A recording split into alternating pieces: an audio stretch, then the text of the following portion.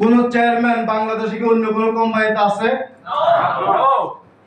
কারণ ফিরোজ খান হচ্ছে, আপনারা জানেন যে ম্যাগনেসা আমাদের প্রত্যেককে একটা ইন্টারন্যাশনাল লাইফ স্টাইলের ক্যারিয়ারের স্বপ্ন দেখাচ্ছে।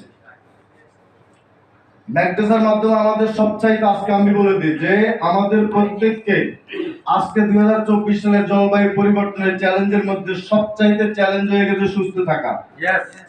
এই জন্য আমরা যারা ম্যাগনেসা করব, আমরা হেলথ নিয়ে কাজ করব। আমাদের চলন হাঁটা চলায় যাতে মানুষের মধ্যে এই ধরনের একটা ওয়েভ আমরা তৈরি করতে পারি যে ম্যাগনেসা মানেই হচ্ছে সুস্থ জীবন। এরপরে যে মানুষ সুস্থ থাকবে সে তো বাইরে যাবে, সে তো বাইরে গিয়ে কাজ করবে। এখন অসুস্থ মানুষ তো জীবন শেষ, সে তো সমাজের বোঝা।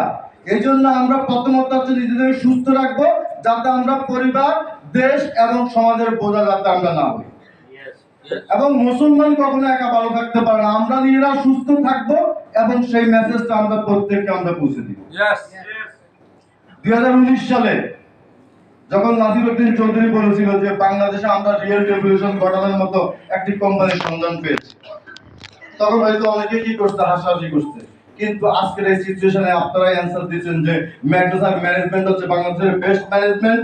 ম্যাগনেসার founder chairman captain Firoz Khan হচ্ছে একজন ওয়ার্ল্ড বিজয় করা একজন নেটওয়ার্কার, যিনি আমাদেরকে ওয়ার্ল্ড বিজয়ের স্বপ্ন দেখাচ্ছেন।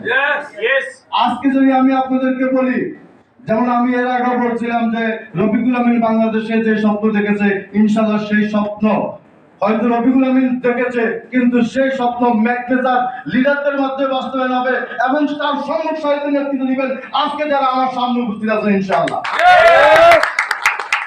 এই জন্য আমরা ওয়ার্ল্ডের বেস্ট ম্যানেজমেন্ট পেয়েছি এবং নাসিরউদ্দিন চৌধুরীর মতো, যেমন আমি আপনাদেরকে বলবো যে শুধু বাংলাদেশ না, সারা ওয়ার্ল্ডের মধ্যে যিনি বাসায় বাজার না করেও টিম লিডারের জন্য মনে করেন যে খরচ করেন, এরকম বিগ হার্টেড লিডার বাংলাদেশে জন্ম হবে কিনা এই জন্য।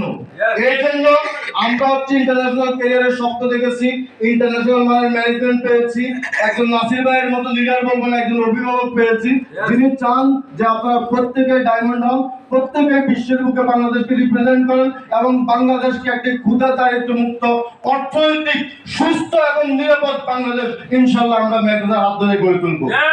এই জন্য আজকে এখান থেকে আপনাদেরকে আমি বলবো যে সবসময় ধৈর্যশীল থাকবেন, কঠোর পরিশ্রম করবেন, যতক্ষণ পর্যন্ত ডায়মন্ড হতে না পারবেন। আজকে আমি আপনাদেরকে বলবো, অনেক ট্রেনিং করবেন, অনেক মোটিভেশন দিবেন, অনেক মেসেজ দিবেন। আজকে আমি এখান থেকে আপনাদেরকে বলবো, যতদিন পর্যন্ত ডায়মন্ড হতে না পারবেন ততদিন পর্যন্ত দুই কান বন্ধ থাকবে। পৃথিবী কোন দিকে গেছে, this is not my subject, only one subject, যে আমি ইন্টারন্যাশনালি ওয়ার্ল্ড ওয়াইড একটা ক্যারিয়ার অর্জন করতে চাই, সারা পৃথিবীতে বিচরণ করতে চাই, নিজের দেশকে রিপ্রেজেন্ট করব, নিজের ফ্যামিলিকে রিপ্রেজেন্ট করব এবং সারা পৃথিবীতে আমরা দেখিয়ে দিব যে বাংলাদেশকে নিয়ে আন্ডার এস্টিমেট করার সময় কিন্তু শেষ। আপনারা হয়তো জানেন না, এই বিগত দিনে ওয়ার্ল্ডে বিজ্ঞানীদের যে তালিকা হয়েছে তার মধ্যে 10 জনের মধ্যে 2 জন বাংলাদেশি সায়েন্টিস্ট আছে। এই জন্য আগামী পৃথিবীতে নেতৃত্ব দিবে বাংলাদেশ। শুধু বাংলাদেশ না, সারা পৃথিবীতে যেখানে ম্যাগনেসা কান্ট্রি লঞ্চিং হবে সেখানে নেতৃত্ব দিবে বাংলাদেশ ইনশাআল্লাহ। আপনাদের সবাই সুস্বাস্থ্য কামনা করে বিদায় নিচ্ছি। আসসালামু আলাইকুম। ওয়া আলাইকুম আসসালাম ওয়া রাহমাতুল্লাহি ওয়া বারাকাতুহু।